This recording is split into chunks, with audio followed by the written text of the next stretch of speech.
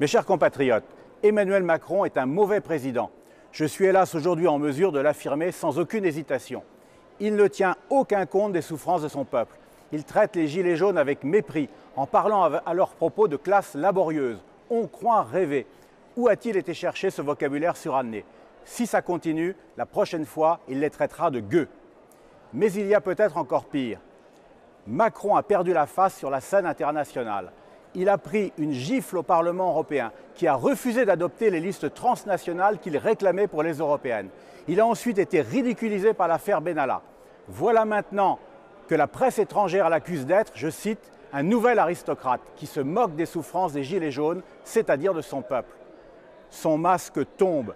Les autres pays le voyaient comme un homme fort, un nouveau Bonaparte. Ils le découvrent maintenant dans sa vérité toute nue. C'est un petit marquis qui n'a aucune expérience de la vie, un banquier coupé des réalités sociales, un homme du passé qui ne comprend pas que la globalisation ultralibérale est en train de mourir sous les coups de nationalistes de la trempe de Salvini, Orban, Poutine ou Trump. Le problème pour nous Français, c'est que la scène internationale a horreur des faibles.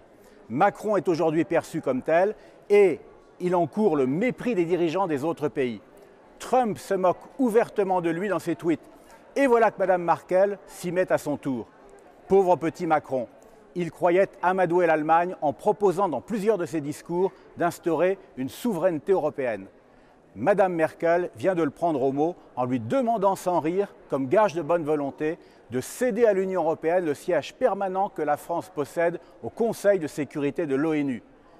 L'affaire est grave, car seuls les 5 vainqueurs de la Seconde Guerre mondiale détiennent un siège permanent au Conseil de sécurité de l'ONU. Les États-Unis, la Russie, la Chine, le Royaume-Uni et la France. Ce privilège contribue à faire de notre nation l'une des plus puissantes du monde. Demander à Macron d'y renoncer, c'est chercher délibérément à abaisser la France. Pour oser nous demander une chose pareille, il faut que Macron soit tombé bien bas dans l'estime des Allemands. Il est d'ailleurs tombé tellement bas que Mme Merkel n'a même pas fait la demande elle-même. Elle en a chargé son vice-chancelier, l'illustre inconnu Olaf Scholz, qu'elle juge sans doute davantage au niveau du faible président français. Espérons que Macron aura un sursaut d'orgueil et qu'il résistera. Il n'est pas très bon signe qu'il n'ait pas riposté aussitôt. Par comparaison, Marine Le Pen, elle, s'est immédiatement insurgée. « Jamais vous n'aurez notre siège au Conseil de sécurité », a-t-elle tweeté aux Allemands. Par ses erreurs, par ses errements, par son incompétence, Macron ridiculise la France. Soyons patients, le peuple français en a pris conscience.